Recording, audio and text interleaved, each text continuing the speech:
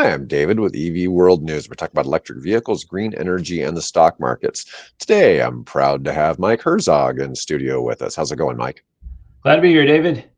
All right. Always happy to have you. And today, we're going to talk. I got quite a few news articles about Lucid. Not sure why it was so popular today. We've got some things about a couple of other renewable energy stocks, something about U.S. minerals, and mining, nuclear fusion, but more than anything, it seems like a lot of Lucid news. So I'm going to go ahead and start with some Lucid news. Why not? Why not Lucid today? So if you're not familiar with Lucid, Lucid is a sort of U.S., sort of Saudi car manufacturer that's been making luxury EVs. Now, these aren't really, people always think, oh, they're going to compete with Tesla, but it's like, No. If you really look at all the EV companies, they're not looking to compete with each other. They're looking to compete with other auto manufacturers. Lucid's really designed to, in my opinion, to compete with Maserati, with Mercedes, with Porsche, with companies like that. They're not looking. It's a true luxury brand, right? I mean, it is a luxury automobile. Well, they go all the way up to about $250,000, which would put them like in McLaren range too. Yeah, and the cheapest ones, they're coming out with, we talked about this the other day, it seemed kind of weird. They're trying to come out with a not so expensive SUV that would be in the like 50,000 range. Yeah, we were talking about that. It's like SUV. You're either going at the super high end or what are you doing? But they really don't sell a lot of cars because where they're at price wise, there aren't as many buyers. And the thing is, there's just a lot of choices. There's a lot of options out there in that space, and they may not be looking at electric cars.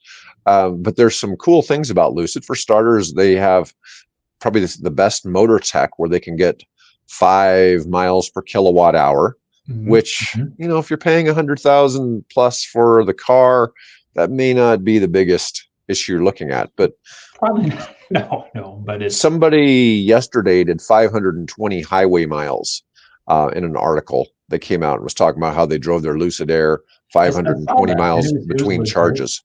Driving. I mean, it wasn't on a test track in 65-degree weather with an Olympic gymnast in the driver's seat, or a jockey, Right. Taking no weight up. It was an actual highway driving experience. There was a deal where somebody drove an EV for 24 straight hours on one charge, and they went 500 miles. They had 3 different drivers, and they drove like 20 miles per hour just to make that happen. And I'm just really see on a flat surface. I mean, can you imagine? We're just going to drive 20 miles per hour where we're the most battery efficient. I'm just like, oh God, how miserable could that be? That 500-mile one, that was normal driving. That was real driving, real world driving. Out on the highway. Yeah. But in this particular case, what's going on is the largest U.S. pension fund is CalPERS. It's the California Public Employee Retirement System. And they just bought a big chunk of Lucid stock, sold off their NVIDIA, IBM, and Walmart. Or I shouldn't say they sold off big chunks of those. They didn't sell out of their positions on these. And at first, the headline kind of made it seem like they dumped all of their shares, but they sold 14 million NVIDIA shares.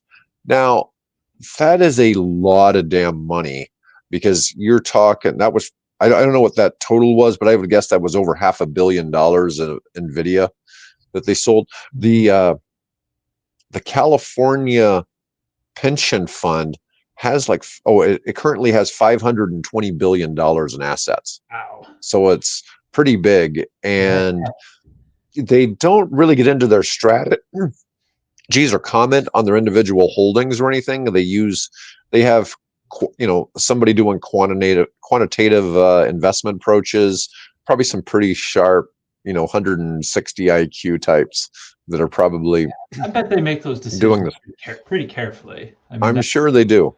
Yeah. But they cut. It looks like the 14 million Nvidia shares looks like it was about 20% of their holdings in Nvidia. So it wasn't like Oh, yeah. So it wasn't. It's not. Yeah. Yeah. So even though they maybe sold 500. Let me see, 500 million. No, maybe 5 billion worth. It looks like they hold like probably another 20 billion. They hold 63 million shares. That stock is like, I don't know if it's $500. It's a fair amount. It's a pretty big number. And well, I mean, 14% or 20, that's diversifying. That's not, right. retooling or re-strategizing. But let's see. They sold off a bunch of IBM shares, but once again, it was they sold off like 800,000 shares, but they still hold 5 million shares. Looks like they were just taking some gains off the table. They sold 3.5 million Walmart shares, leaving them with 17.5 million shares. So they'd been at 21 million shares of Walmart. It's pretty big holding. All of these stocks did real well earlier this year, and looks like they were just taking some profits off the table.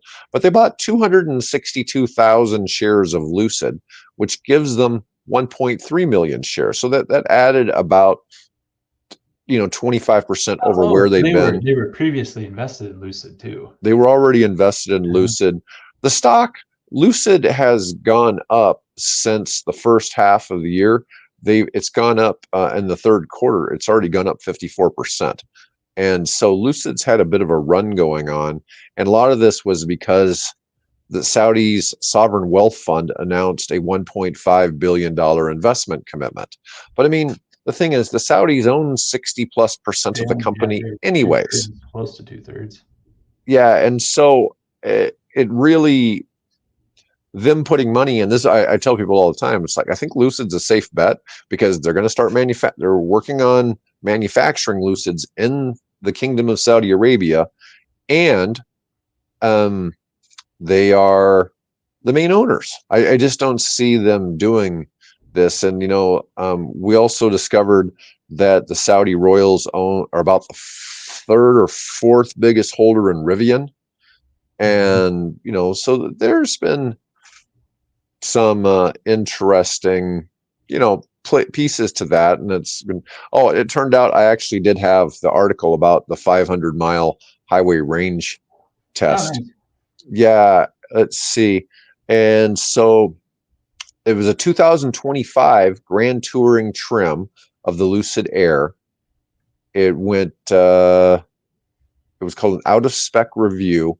A guy named Kyle Connor drove it well over 500 miles. He was driving with the 19-inch Aero wheels, although it was delivered with 21-inch wheels. The 19-inch wheels, I know on the Tesla, give it like about 3% more range than the 21s. So I know there's a difference there. So I assume it's the same on the Lucid. Although, the 21-inch rims obviously are more expensive and fancier, right? Nice. Yeah. Let's see, by the end of the highway range test, the driver was only using dim parking lights to save a bit of the 12-volt battery, already having surpassed 520 miles and still going. Let's see. The Grand Touring is the highest rated configuration and the second most expensive behind the ultra luxury Sapphire trim. The 25 Grand Touring is priced at $112,400, while the Sapphire starts at $250,500. They have some lesser expensive models. The Pure and the Touring are $71,400 and $80,000.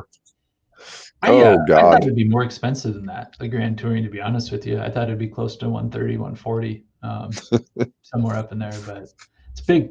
I mean, big jump to the next one. But I thought it'd be a little bit more. The Grand Touring trim is rated for 480 miles of range. The Sapphire is only rated for 427. Oh God! That's just it's nuts, but at least they're not having to put in a 200 kilowatt hour battery.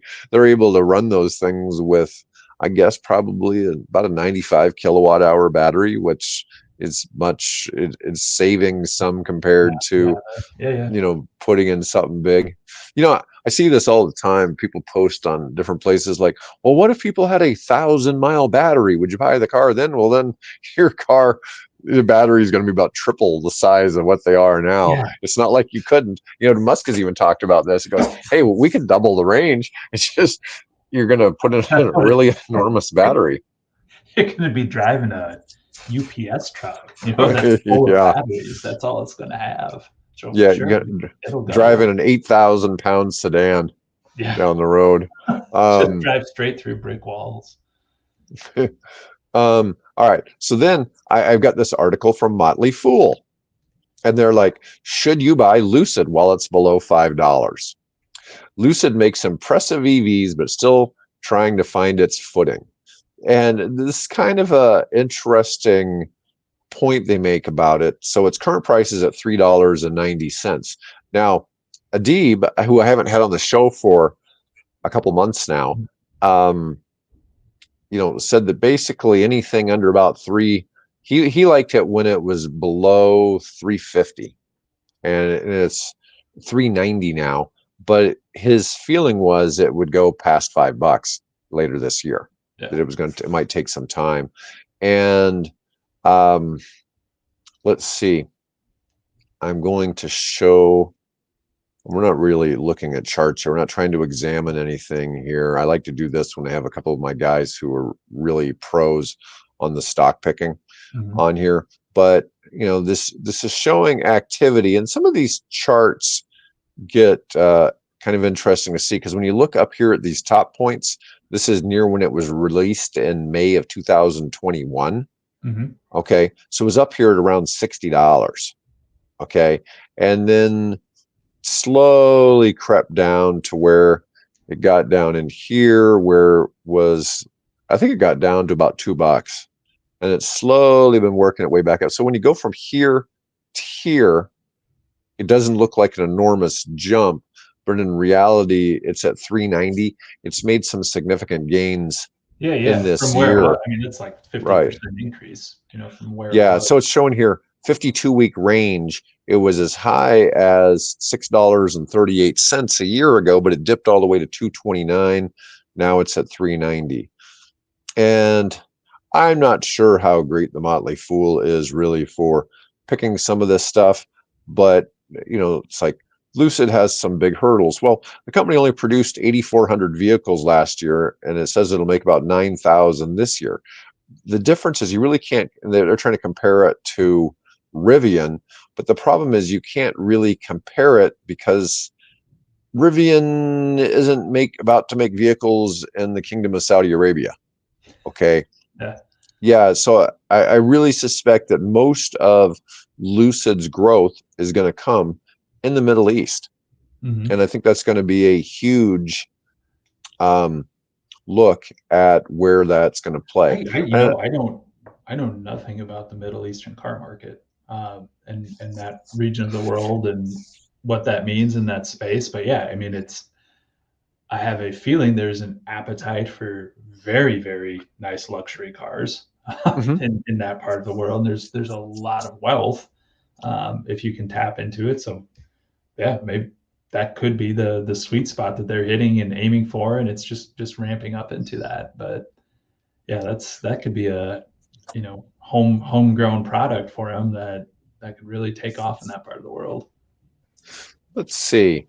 So my next topic is kind of a interesting one. This was a little bit more sciencey. Thanks, David. I got Mike on here for the sciencey edition of EV World. All right, replacing an EV battery is expensive, but would you ever need to? And this is funny because so many people, because of the fact you have your 12-volt battery in the car, think that an EV battery is going to last about the same amount of time, or they're used to their cell phone battery, which is lithium ion. Somehow when the phone is paid off, mysteriously stops working as well. The battery starts to go downhill really quickly. Yeah, they're probably going to hold off on doing that on EVs for another 10 years before they just start making it. So, you need to trade in your car. It looks like the battery's not working. But you remember we had the guy from Red Pill News on that one time, and he was worried about the government coming and just shutting your car off. And it's like, well, I hate to tell you that all cars kind of have that feature to some degree. All new cars have those electronics in them. I mean, it's not unique to EVs. No, and so I don't know. It's interesting kind of thought. But anyways, so one of the things, and we've talked about this a fair amount, is how long EV batteries really last. And we had some tech out. We've had a video doing really well lately that's about Tesla batteries, but it seems that you have a couple of things with the Tesla batteries. And it's not saying it couldn't go differently, but when you have that 8-year, 100 to 150,000 mile warranty, we even had somebody comment say he has a Model S that had an unlimited range 8-year warranty. Unlimited range on a Model S. Yeah. So as long as as long as he owned, if he owned the car the whole 8 years. Ownership. Gotcha. Yeah. No, okay. I don't know that I could see that then. Yeah. For 100,000 miles is interesting. It's like I buy cars, I own cars, and I'll drive them well past 100,000 miles. Mm-hmm. But what would be interesting about it is if you got to that 100,000 mile point and it's like, all right, it's time to replace the battery, with how quickly the technology is changing and evolving right now. Like, why wouldn't you just go buy a new vehicle that's going to be less expensive, safer, more reliable, have better battery life, all of those things that you want with it. So I could see maybe there is going to be this transition there where all these vehicles in the next 5 to 10 year time frame are going to come due for, okay, it's time to change out your battery. Well, do I invest in that or just go buy a new one? Because 5 years from now, the technology is going to be so much better in these spaces and cheaper. You heard me talk on here before about how I used to just assume that eventually my car would get totaled out. Yeah. And I've never been in an accident in the 10 years I've lived in Omaha, but I've lived in Memphis for 20 years and my cars would eventually all get totaled out. I went and I started doing some research on why that was. Holy cow. So Memphis is either, depending on where you look, either number 1 or number 2 worst for accidents. And it has something like 5 times the rate of accidents as Omaha. And also 5 times the rate of fatalities as accidents in Omaha. And it was just staggering how much more likely you were to be in an accident in that city than Omaha. And I was like, it just seems strange. It's like, I just don't see people getting in accidents in Omaha. It's an anomaly. Yeah, it's an anomaly. And I've even seen people talk, it's like, aren't Omaha drivers the worst? And it's like, I'm not so sure about that. I've lived, but I didn't realize I had lived in the worst place. You had been in the worst before. I knew it was the worst in Tennessee because I remember State Farm publishing things that like 5 of the 10 worst intersections in the whole state were on one street. Right. Yeah. Just one on one street. Yeah. Every intersection, every intersection you're risking your life going through. And but that being said, with Tesla batteries, it seems like, hey, either your battery has some kind of weird failure from factory defect kind of thing, because this is a little different. These batteries are really, they're the engine and transmission. They're pretty much, while there is a separate electric motor, the motor doesn't really have moving parts like a gas car does. And it's different. And basically the battery is most of the tech, and or what could go wrong. And the batteries either seem, I'll see people say, oh, my battery went out at 30,000 miles. My battery went out at 80,000 miles. I know somebody who had a Model X had the battery go out at 140,000 miles. It was still under warranty at 140,000. It has the 150,000 mile warranty. But the general consensus is from that those batteries will run at least 300,000 miles before they degrade to 70%, where they need to be replaced, unless there was something that had occurred under warranty. Yeah. But one of the things you really haven't seen. So we've got Nissan Leafs that have been out for a long time, but even the cheapest Nissan Leafs are still $6,000-7,000. And you'd be hard pressed to find one of those right now, ever since that that federal tax credit came along. Because that federal, I think when you start getting that cheap, I think it's only a 30% tax credit versus the full $4,000. But even if you had a $5,000 Leaf, that's still $1,500. That's still a pretty significant chunk on a car that expensive, and you just don't see those very often. And if and I'll hear anecdotally from Leaf drivers, people who have had them for a long time, that it is talking about the cell phone again. One of those, I have to plug this in. Like, I can make a trip to the grocery store and then I have to come home and plug it back in, because I just don't know where it is. So it could be those people are running them into the ground. Why you're not seeing a lot of them out there. It's just, it's fine. I'm on a fixed income, of retirement age, whatever it might be. It gets me to the store. It gets me to where I need to go. I don't care. I just want to keep this vehicle because it's the same people who still have the flip phone. Like, it's fine. I want to make calls. Like, it works great for me.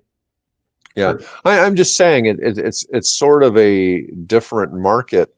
EV prices have gotten low, but in the United States, with the different tax incentives, those used cars are such a bargain with the $4,000 tax credit that you just it's tough. If you do any searching around for them, there's just not a lot of them available.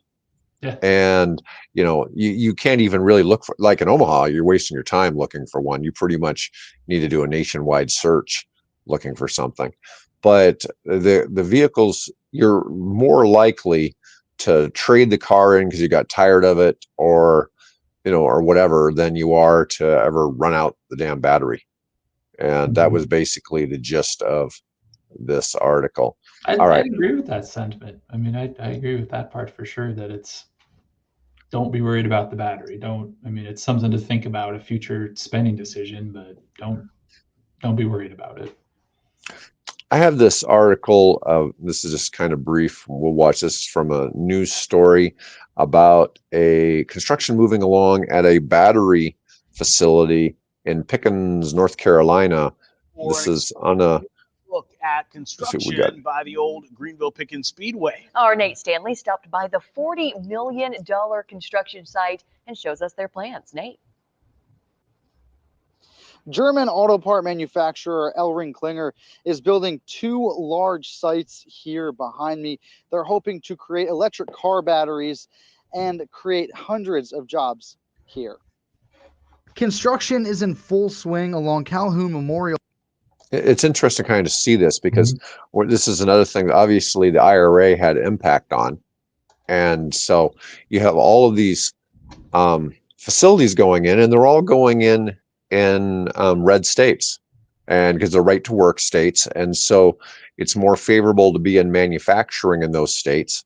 And, we're going to discuss a little bit about some of the stuff where people are afraid that Trump will repeal some of the stuff with the IRA. And I just really don't see that happening, because the IRA is a law versus, repealing executive actions. It's the old saying, follow the money. Where is the money going? And I think you'd have a hard time taking that back. Now, I'll say the same thing. I've heard anecdotally from people in branches of the government, other areas like that. They're doing the same thing, in a panic right now. Like, we have to get applications in, we have to get, sign on the dotted line, we have to start receiving that funding, before a potential administration change. And you just go, well, it's not till the end of the year. You have all this time, and some of these things, like, they're not. I don't see how you could repeal some of this or try to walk back or do so. It's jobs. It's manufacturing jobs that you're creating for new and emerging market and industry. So I think it would be tough to go back on a lot of these things, especially funds allocated to states. That's not coming back. You know, there's a couple things that I think, regardless of what your political beliefs are, we all want people to be employed. We all want a strong economy. We all think people should be able to support themselves, right? And so the big thing the Inflation Reduction Act did was it created 130,000 jobs in red states. And it's just, it's almost hilarious. So 90% or more of all the job creation went to Republican states. Less than 10% went to states that went blue in the last election. Or actually, I'm still counting Georgia as a red state, even though Georgia went blue in the last election. But it's fascinating to see how that has played out, and there's nobody in government that's anti-jobs, right? Now, we might have some people that like to see all the coal miners get unemployed, but we both know how unrealistic that is, when in the fact that where West Virginia is, the neighboring states are highly dependent on coal mining. As much as we'd like to see more and more of that get replaced with green energy and renewable sources like that, it's not going to be a very quick transition away from that. And it's tough, because this is kind of like a lot of things you see about Africa. Is it really fair to make the people there not be able to live a more modern standard versus telling them they can't do certain things because they should be the first ones to be green, right? And it's tough. It's like, hey, what was it? Somebody tried to say that all the coal miners should learn how to code. Well, that's easier said than done. And some people some people are good at math, and some people are good with their hands. Some people are good at both. But I'm just saying, we're all a little bit different, and that's not just something it's not going to turn over. The amount of coal consumption is way down.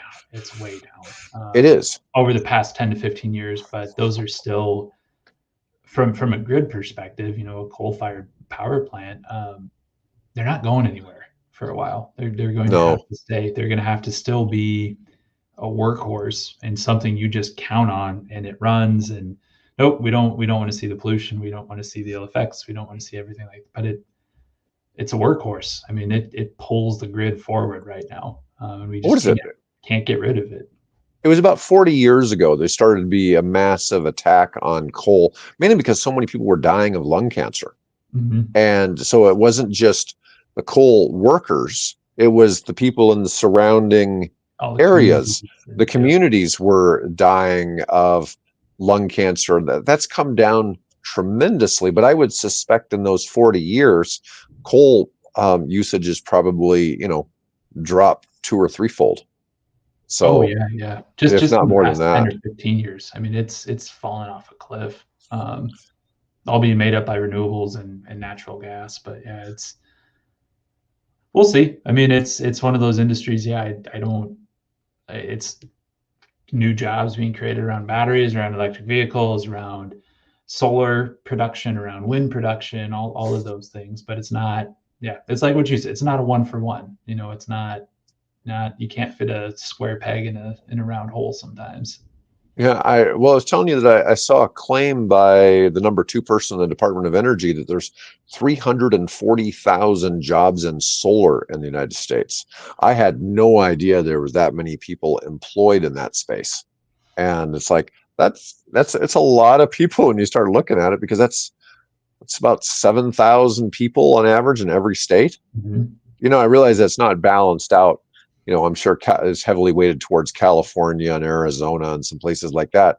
But still, that's a fair number of people in every state in that field. I was just talking to somebody last week, younger person, late teens, didn't go to 4-year college or anything like that, just figuring out what the heck they want to do. Like, hey, what's a good thing? It's, check it out.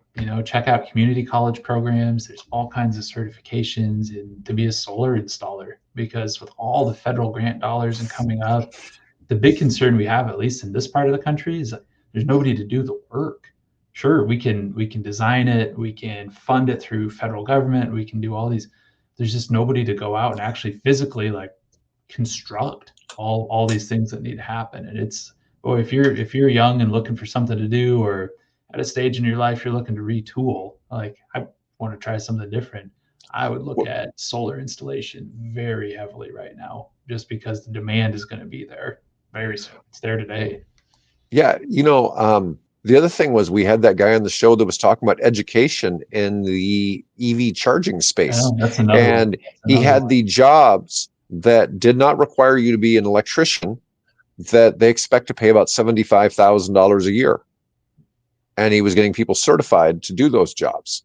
And the estimate was that we were going to need at least 100,000 people nationwide in that space. And, that's a fair amount of, of jobs. Anyways, back to this video. It's just interesting to see. L-Ring Klinger leaders say there's so many of these going on around the United States. Concrete pads have been poured, set to be the host this is small. A $40 million EV battery plant. And commissioning is Feb. Toyota is building a $30 billion normally EV battery plants. A B on the end of the price tag. Yeah, but this was news for Pickens, in North Carolina, and I thought, well, that is kind of an interesting news, because it's starting to be more and more common. There's starting to be more and more of those kind of facilities being built, and in my next article is going to cover some of the same topic. It's from my favorite non-biased news source, Reuters, that I never know. Reuters always seems to have an axe to grind, and I'm not sure exactly where their axe to grind is on this particular article, but let's see. So this article is titled "Wary of Trump, U.S. Minerals Projects Rush to Close Government Loans." And everybody seems to think that all these critical minerals all come from China. And you and I were talking about this a little bit earlier. Like cobalt, for instance, pretty much only comes from the Congo, and it's come from there for like 100 years, way before people thought of, mass producing electric vehicles. They were mining cobalt for the oil industry, for other consumer electronics, laptops, things like that. And now it just happens to be used for EVs. And, I've said before on here that, Congo's sort of a bad actor. They may not have the best practices, but there are certainly, things going on in the United States. So U.S. miners and battery recyclers are rushing to close government loans worth billions of dollars before January out of concern that former President Donald Trump would block funding needed to boost American output of critical minerals for the energy transition. I don't know why people really think that, but here's something that they say: tumbling prices for lithium, nickel, and other minerals, as well as lower than expected EV sales, have spooked private financiers and put the traditionally conservative mining industry in the unusual position of needing Washington's support. Now, one of the things that I've heard Musk talk about with lithium, he says lithium is not rare at all. Right now, half of the world's lithium is mined in Australia. Okay. And then you got, outside of that, you got a couple countries in South America, you've got China, there's probably someplace in Africa that all together mine the other half. Okay. But you could have, the US could get all of its needed lithium just domestically. We certainly have it. We've got this thing in the Salton Sea in California, where they can extract all the lithium the US needs just from abandoned oil wells. And so there's systems for extracting the lithium there, and it seems sort of unrealistic. So under the Department of Energy's Loan Programs Office, which is what this Jigger Shaw I was telling you about, that Bill's friend manages, has awarded $25 billion in conditional loans to 21 companies, including LI Cycle, Ioneer, Lithium Americas, Redwood Materials, and others planning to build facilities that recycle batteries or process lithium and other minerals for use in electric vehicles. Such conditional loans still need final approval, which takes time. Solar companies have gotten in, including companies like South Korea's Q-Cells. Hydrogen firms, including Plug Power, have also received conditional loans, yet their plans rely in part on domestic supply of critical minerals, thus making the funding for mines crucial to the U.S. energy transition. I just don't how we would reverse domestic production on something, and especially it's when we talk about rare earth minerals, like lithium's pretty prominent out there, but like the really rare earth minerals like niobium, and all of these things where you put a drop of it in a steel girder and it becomes 20% lighter and 15% stronger, or things like that we've relied on. It's national security, on some of these, or this one we put a drop in a computer chip and it makes it work that much more efficient and smoother. I couldn't see us turning around on reducing domestic production on very, very rare things. That seems, whatever your persuasion is on electric vehicles and battery production, and ultimately what it's going into, I don't see us decreasing production or wanting to take a step back. We're still sitting on some pretty good assets from an earth standpoint. Like we got good stuff in the ground here, and we've had for a long time. Like we need to go back and get some of it. Once again, when it appears that there is the potential for it to create jobs, for it to increase, or I should say decrease, our dependency on foreign nations, I just don't see where those things are going to take a haircut. And people, make these claims. Trump has said he might roll back the mandates, but rolling back mandates is not the same thing as trying to, because the mandates are done by executive action. They weren't done by passing laws. So there's differences in how those terms play out. And I really just, I don't know. I see some of the things going on, and I just see how much good some things have done. I'm certainly not a Biden fan, but like I said, the idea that this Inflation Reduction Act created all these jobs is really quite amazing. And it's really done a lot of good for the growth of electric vehicles. And for those of us that are in the space, we see that electric vehicles are going to become dominant, not because of government meddling, more because they make economic sense. There's market advantages to the EVs that eventually, as the technology keeps improving, you think about this. While when did GM come out with the EV one? Was it like around 2000 or late 90s maybe? It was a long time ago, right? Yeah, late 90s. And then Nissan Leaf was really the first really major car that stuck in the US. What was it, about 2010, I think? Yeah, and I think then Tesla came around 12, 13. Same time. But yeah, it's on purpose. I mean, they've really focused on improving the technology, and we've talked about it all the time, like battery challenges, and batteries don't blow up anymore. They fixed it. They went out and tried to fix it. And it's steady stream of improvements over time. And now it's 2024. And it's here. They've arrived. And if it weren't really, though, for the Model S, for the Tesla Model S, that's what really made EVs start to be cool. Okay. And that's what really started things going.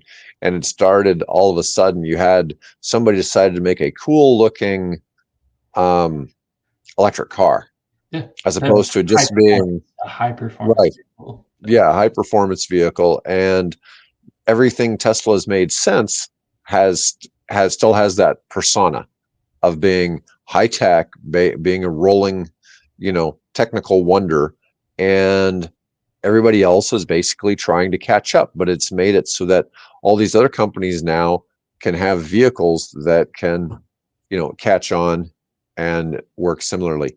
All right, my last article I want to talk about is nuclear fusion.